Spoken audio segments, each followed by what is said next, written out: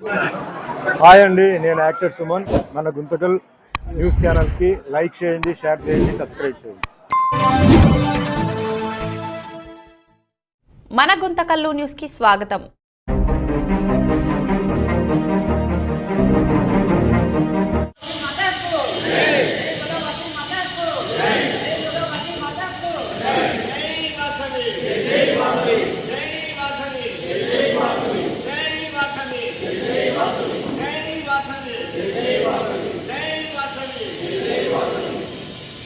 పేరు పేరున నా హృదయపూర్వక నమస్కారాలు. అలాగే మా ఆర్ఎస్ సంఘం సభ్యులు కూడా పేరు పేరున నా హృదయపూర్వక నమస్కారాలు. ఈ ప్రింట్ అండ్ మీడియా దసరా ఉత్సవాలు భాగంగా ఈరోజు పిలవడం జరిగింది. మా గోపాధ్యక్షుడు మా ఆర్ఎస్ సంఘం ప్రెసిడెంట్ గారిని ఈ ఆహ్వాన పత్రిక డీటెయిల్స్ గురించి వివరించాల్సిందిగా కోరుతున్నాం. మీడియా మిత్రులందరికీ స్వాగతం, సుస్వాగతం. జై వాసవాంబ. అందరికీ తెలుసు, 64 సంవత్సరాల క్రితం ఈ యొక్క కన్యకా పరమేశ్వరి దేవాలయం ఏర్పాటు జరిగింది. అప్పటి నుంచి కూడా గుంతకల్ ఆర్యవైశ్య సంఘం వారు ప్రతి ఉత్సవాలని ఘనంగా నిర్వహిస్తున్నాము. అందులో భాగంగా దసరా శరన్నవరాత్రి ఉత్సవాలని ఈ సంవత్సరము అత్యంత వైభవోపేతంగా నిర్వహించాలని నిశ్చయించడం జరిగింది. మా నూతన కమిటీ ఏర్పడి ఇది 2వ దసరా ఉత్సవాలు చేస్తున్నాము. గత సంవత్సరం కింద అత్యంత వైభవోపేతంగా ఈ యొక్క దసరా ఉత్సవాలు నిర్వహించాలని నిర్ణయించుకోవడం జరిగింది. అందులో భాగంగా ఈ సంవత్సరం 3/10/2024 గురువారం నుండి 13/10 ఆదివారం వరకు ప్రతిరోజు ఉత్సవాలు ఉంటాయి. ఆ యొక్క ఉత్సవ విశేషాలని మీ అందరికి కూడా బుక్ ద్వారా వివరాలు ఇవ్వడం జరిగింది. అంతేకాకుండా డిజిటల్ మాధ్యమం ద్వారా కూడా ప్రజలందరికీ కూడా పంపడం జరుగుతుంది.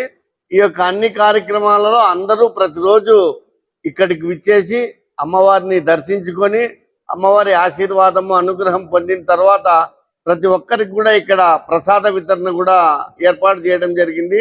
ఇందులో ఈ సంవత్సరం ప్రధానంగా 4 విశేష కార్యక్రమాలు ఏర్పాటు చేయడం జరిగింది. అందులో భాగంగా గత సంవత్సరం చేసిన విధంగానే ఈ సంవత్సరము దుర్గాష్టమి రోజు మహిషుణ్ణి అమ్మవారి ఆలయం చుట్టూ ప్రదక్షిణ జరిపించి ఆ యొక్క మహిషుణ్ణి ఖడ్గంతో ఇక్కడ వధ చేస్తాము. ఆ యొక్క కార్యక్రమం విశేషంగా ఉంటుంది. అంతేకాకుండా గ్రామోత్సవము ఈ సంవత్సరం కేరళ వాయిద్య బృందము, అంతేకాకుండా కేరళ వేషధారణ తయ్యం డిజిటల్ తయ్యం వారిది ఒక డ్యాన్స్ ప్రోగ్రాం ఉంటుంది. ఒక 6 మంది కళాకారులు వస్తారు.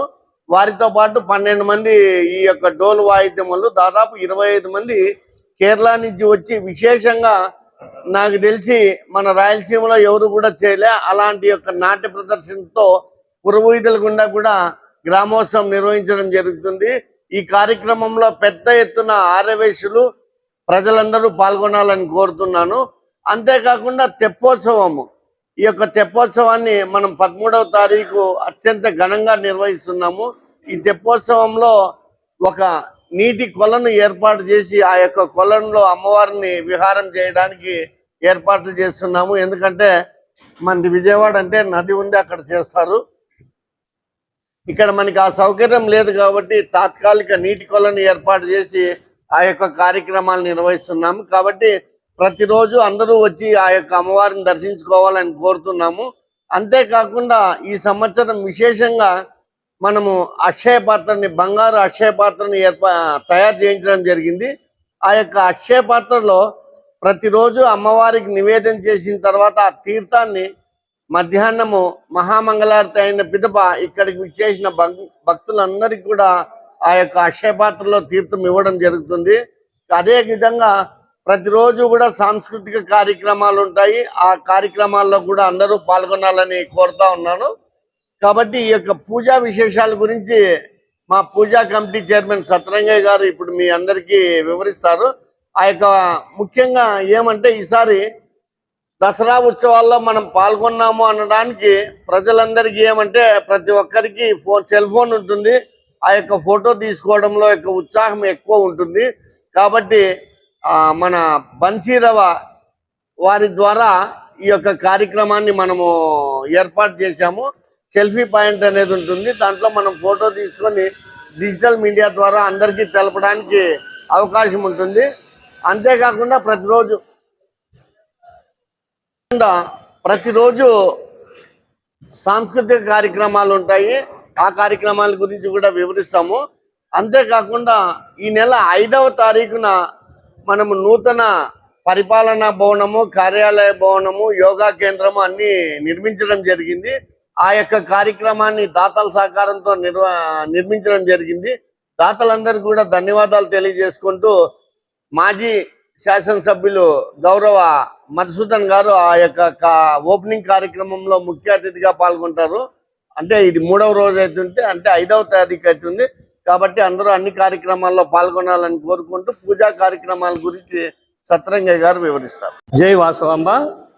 మామూలుగా తెలుగు సంవత్సరాలు దీంట్లో ప్రతి సంవత్సరం కూడా 4 రకాల నవరాత్రులు ఉంటాయి. వసంత నవరాత్రులని, శరత్ నవరాత్రులని, గణేష్ నవరాత్రులని, ఇట్లా భాగంగా 4 నవరాత్రుల్లో శరత్ నవరాత్రులు అనేది శరద్ ఋతువులో వచ్చే నవరాత్రులు అమ్మవారికి చాలా ప్రాముఖ్యమైనవి.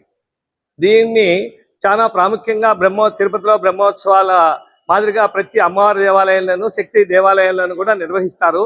అందులో భాగంగా మేము 3వ తేదీ నుండి 13వ తేదీ వరకు అన్ని కార్యక్రమాలు ఉంటాయి. 3వ తేదీ ఉదయం గోపూజ కార్యక్రమంతో మొదలవుతుంది. అట్లాగే ప్రతిరోజు కూడా అమ్మవారిని విశేషంగా అలంకరించబడుతుంది. ఆ అలంకారాల్లో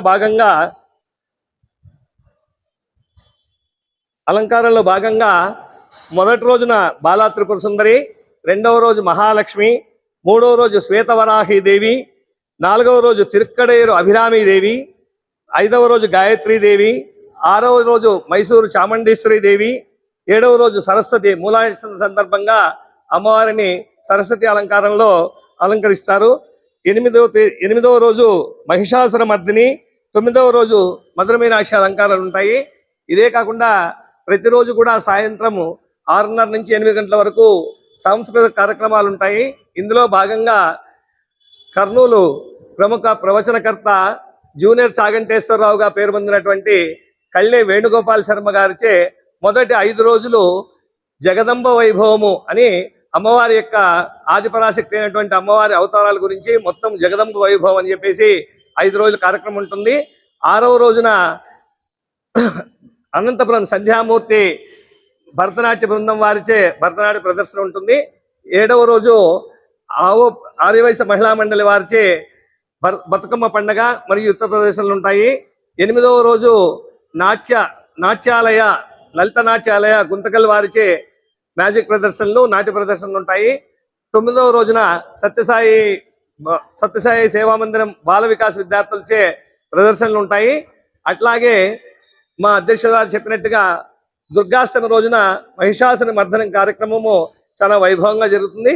అట్లాగే 10వ రోజున విజయదశమి సందర్భంగా అమ్మవారి గ్రామోత్సవం కూడా జరుగుతుంది. 11వ తేదీ వసంతోత్సవం, ఉదయం వసంతోత్సవం ఉంటుంది. సాయంత్రము తెప్పోత్సవంతో అమ్మవారి కార్యక్రమం, హంసవాహనంలో తెప్పోత్సవంతో అన్ని కార్యక్రమాలు అమ్మవారి కార్యక్రమాలన్నీ ముగుస్తాయి. కాబట్టి పుర ప్రజలందరూ కూడా సుఖశాంతులుగా ఉండాలని 5వ రోజు నుండి దాదాపు 5 రోజుల పాటు లక్ష్మీ హోమము, గణపతి హోమము, రుద్ర హోమము, అరణ్య హోమము, 9వ రోజున మహాచండీ హోమం జరుగుతుంది. అందరూ కూడా సుభిక్షంగా ఉండాలని, దేశం సుభిక్షంగా ఉండాలని ప్రార్థిస్తూ, అందరూ చల్లగా ఉండాలని ప్రార్థిస్తూ హోమ కార్యక్రమాలు నిర్వహించబడతాయి. కాబట్టి దయచేసి పుర ప్రజలందరూ కూడా అధిక సంఖ్యలో పాల్గొని అమ్మవారిని దర్శించుకుని పునీతులు కావాలని తెలియజేస్తున్నాం. ముఖ్యంగా మేము పిలుస్తానే మీడియా వారు వచ్చి మమ్మల్ని వచ్చి మా దసరా కార్యక్రమంలో విన్నదందుకు మేము చాలా సంతోషిస్తున్నాము. మా ఆలయ ప్రధాన అర్చకులు సాయి కుమార్ శర్మ మరియు వెంకటేశ్వర శాస్త్రి గారు మన దసరా ఉత్సవం నిర్వహిస్తారు. కేసరి కుమార్ శర్మ గారి బృందంచే ప్రతిరోజు వారితో కొంచెం ఉపన్యాసం, ఏ అలంకారం గురించి ఆ రోజు వారు ఉపదేశిస్తారు.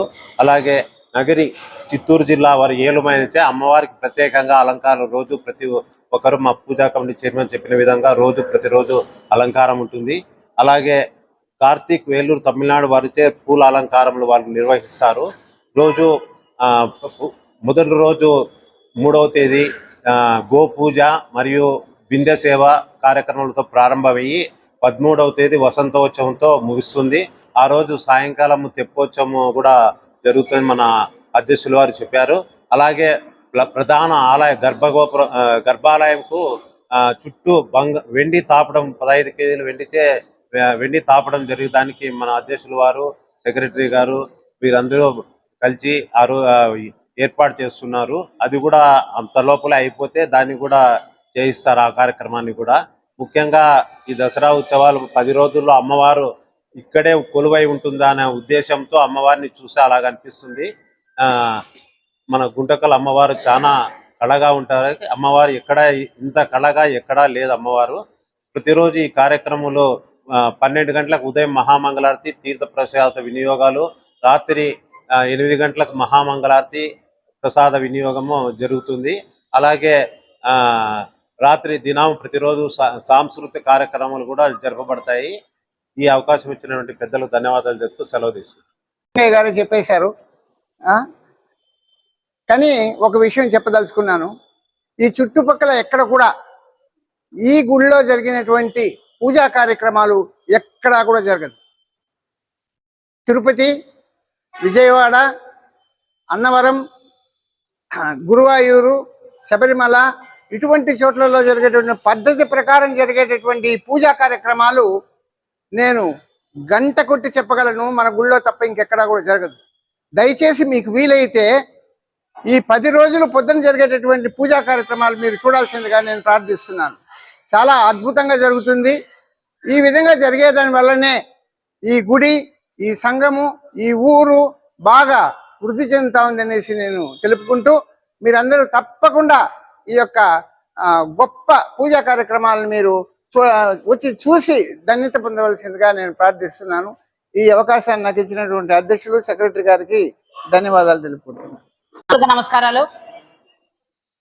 1961లో ఆర్యవేశ సంఘం తరఫున గుంతకల్లో కన్యకా పరమేశ్వరి అమ్మవారి ప్రతిష్ట జరపబడింది. అప్పటి నుంచి కూడా ప్రతి సంవత్సరము దసరా ఉత్సవాలు ఎంతో ఘనంగా జరుపుతున్నాము. అంతకు మించి ఈ సంవత్సరం కూడా జరుపుతున్నాము. మీ ప్రింట్ అండ్ మీడియా ద్వారా మన గుంతకల్ ప్రజలకు ఆర్యవేశ సంఘం సభ్యులందరూ కూడా ఆహ్వానం తెలుపుతున్నాము. ఈ 3వ తారీఖు నుంచి 13వ తారీఖు వరకు కూడా 3వ తారీఖు నుంచి పొద్దున 7 గంటలకు అమ్మవారికి అభిషేకము, కుంకుమార్చన, 12:30కి మహామంగళారతి, అలాగే అక్షయ పాత్రలో తీర్థ ప్రసాద వినియోగం ఉంటుంది. అలాగే ప్రతిరోజు కూడా సాయంత్రం సాంస్కృతిక కార్యక్రమాలు, డ్యాన్సులు, భరతనాట్యాలు ఉంటాయి.